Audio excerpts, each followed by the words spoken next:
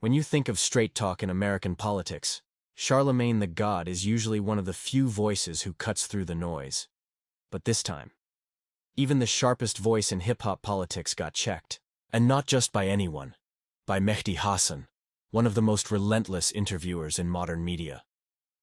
What happens when a political commentator, who's built his brand on calling out hypocrisy, suddenly finds himself being called out?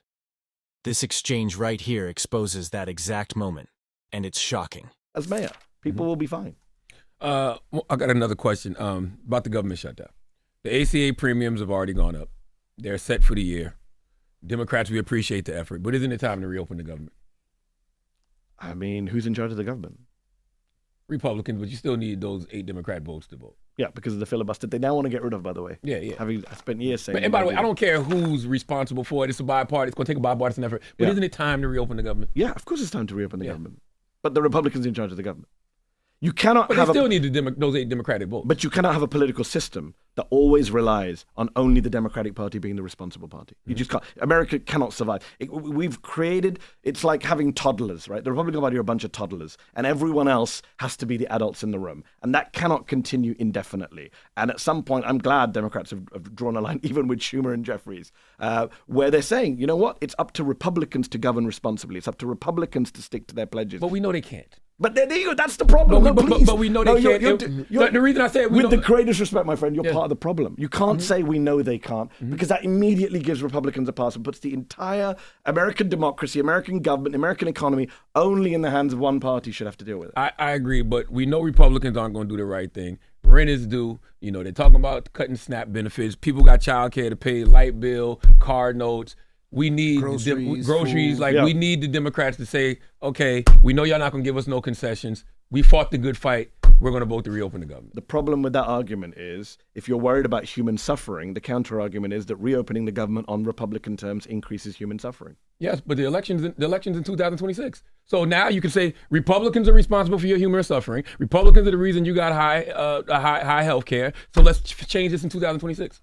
I don't have the numbers off the top of my head, but a lot of the stuff that Trump did in the big, beautiful bill, all the horrific stuff, they very smartly delayed that till after the midterms kick in. But the premiums already kicked in. The premiums, a lot of the pain. So look, there's a strategic argument for doing what you're saying. I don't believe. I've been around long enough to know that this always ends with the Republicans benefiting from Democrats rolling over, and I'm glad to see Democrats not rolling over. Now, I'm with you, but it's hard to see all this human suffering. I agree, but human suffering cuts both ways. These food banks are so, the lines of the food banks are so long. 100%. You know, we got government workers calling up here every day. But the fact but the fact that you and I are talking about Democrats and not Donald Trump starving Americans and saying, he said at the weekend, he goes, I will not, a court, let's just be very clear. A court has said he must release the funds to pay for SNAP. And he said, I'm not going to do it. That's crazy. That should be the conversation. It's not should Democrats open the government, it's should Donald Trump follow the law. Oh, no, I'm just saying the government should be reopened. We just know it takes a bipartisan effort to do it. Yes, Republicans are the main issue here, but we can't act like 8 Democrats need to vote. It'll be interesting to see if they get rid. He's now pushing for the filibuster nuking. It'll be interesting to see if they get rid of that filibuster, because, of course, in the long run, that will help Democrats. They had a good night last night. Reopen the government. Let's reopen the government. That's all I'm saying. I agree with you, but I'm saying it's Republicans who have to reopen the government. It's a bipartisan effort. I mean, they control the House, the Senate, the Supreme Court, the I White know, House. But it's still a bipartisan 8 Democrats. I'm not saying. And by the way, I'm not even saying Democrats are the problem. I'm just saying it is a bipartisan effort. Yeah. Like, I'm saying give people their money. And I'm saying there's a cost to doing it. Because I'm saying there's a cost to doing that. And where it's kind of disingenuous is if by some chance Republicans do make concessions, aren't you going to give the Democrats credit? In what? If the Democrats make concessions on health care. If the Democrats or Republicans. I mean, if Republicans make concessions on health care, aren't you going to give the Democrats credit? I mean, yes. So you got to give them the same credit now with the government being shut down. Yes, that they have a role to play, yes. But it's but the problem is, whose responsibility is it? That's the point. I don't think, again, it goes back to my thing. I can't treat Republicans like children and toddlers. I don't think American democracy can survive if we only have a 2-party system and one of the 2 parties is completely, we just don't take seriously. They can do whatever the hell they want. They can break any law, ignore any judge, shut down any government program, end USAID. And again, the costs of reopening the government, the costs of conceding on the Medicaid cuts and all of that stuff. Your point is, well, next year they can point in the midterms. But what about the suffering on that front till the midterms? What about the people who are going to lose health care between now and the midterms? I agree with that, but man, that's one high bill to pay as opposed to not being able to pay your rent, not being able to pay your car note, not being able to pay your child care. Even if you have health care, now you still can't pay that because you're not making any money. I agree. It's a horrific situation. It's why I wish people had not re-elected Donald Trump. Yeah. But we are where we are. We got Donald Trump for another 3 years minimum, maybe longer, as you and I fear. And Democrats have to be the adults in the room. Because of that reason. They just have to, Mehdi. I know we don't want him to be. It shouldn't be like that, but it is. No, but it isn't. Because I think you can. We have to change the way we talk about politics, the way we organize, the way the media covers this stuff. Because the minute you do this, okay, let me just give you, let's say they open the government tomorrow. Let's say there's 8 Democrats that fill up, whatever. They come in, government open up. What precedent does that set? It just means that Republicans will keep doing this again and again, knowing you've got 3 more years of pain and suffering. Yes, but hopefully with the next, year, you can say, look at your health care benefits. Your health care benefits are high as hell. It's because of Republicans. 2026, y'all need to change this. So the Republican Party runs a completely opposite manual when they're in opposition. They do everything they can, obviously, to not make government work. They don't care if people are starving and can't pay their rent. But then they electorally benefit from that, right? They benefit from saying, the government didn't work. Things didn't get through. And Democrats, unfortunately, I think are going to have to use that playbook, as cynical and ruthless as it has to be. Jesus Christ. I don't see another alternative. You tell me what the alternative is. You're hoping that the government opens up and things go back to normal, whatever normal is, and then people blame the Republicans. I'm not sure I see it. Yeah, I would rather the government be open, people be getting paid, and we're having these arguments about healthcare and Republicans fucking shit up without, people having to miss paychecks. But if the government's opened up, this is a Democratic argument. I'm not a Democrat, but the Democratic Party argument is if the government's opened up, you're going to have huge costs in the healthcare world. Once again, that's one bill, as opposed to people not getting no checks to pay lights, rent, daycare, like no money coming in. Yeah, is horrible. It's an effed up situation in this country. Yeah. We shouldn't. By the way, can I just point this out to people who are listening and watching? I'm from the UK. I'm an immigrant to the US. No other country functions like this. There's no other Western democracy that has government shutdowns. There's no other Western democracy that has debt ceilings. This is all artificial crap that's in our system that needs to be fixed. Again, when the Democrats are in office, they need to fix this stuff so that we don't have this constant cycle of this nonsense. The people are like, this is why people hate politics, to go back to what I said at the start. Well, at least we got people like... So here's the irony that Mehdi Hasan so brilliantly exposed. Charlamagne the God, the same man who often nails political hypocrisy, ended up walking right into it himself.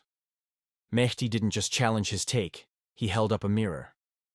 And what that reflection showed was uncomfortable. Because if you rewind just a bit, Charlamagne has spent years calling out Democrats for being late to the fight, for failing to message boldly, for being, in his words, the party of inaction. Yet in this very moment, when Democrats finally stand their ground, when they refuse to cave to Donald Trump's shutdown games, suddenly Charlemagne's message changes. Suddenly he's saying, just open the government, let's move on.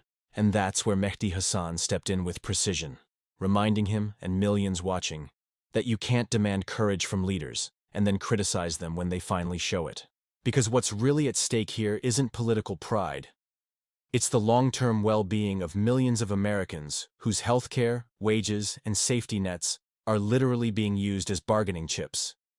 Mehdi called it what it was: Trump weaponizing the government shutdown, turning ordinary people, federal workers, parents, veterans, into collateral damage to pressure his opposition.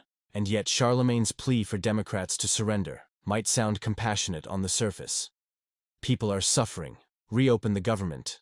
But in practice, it hands the power right back to the same forces causing that suffering. It's the classic political trap. Republicans break the system, watch Democrats clean up the mess, then blame them for the chaos. And Charlamagne, perhaps without realizing it, echoed that same tired playbook.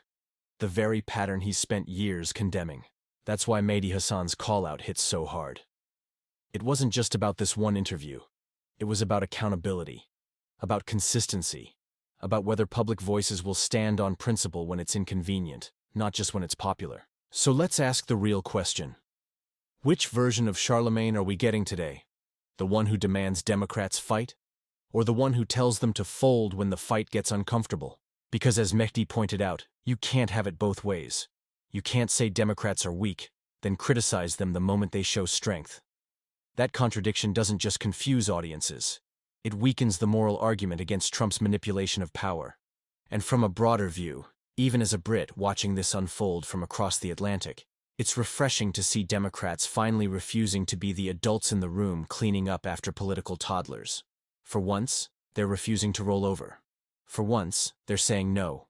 The question now is whether that courage will hold. Because this isn't just about reopening a government. It's about redefining what leadership means in the face of political extortion. Mehdi Hasan didn't destroy Charlamagne out of spite. He did it out of necessity. Because when influential voices start normalizing surrender, someone has to stand up and say, no, not this time. Let us know your thoughts in the comments. Was Mehdi Hasan right to challenge Charlemagne's stance? Or do you think Democrats should have just ended the shutdown no matter the cost? Thanks for watching World Insight Hub. Stay sharp, stay curious, and don't forget to smash the like button and subscribe. See you next time.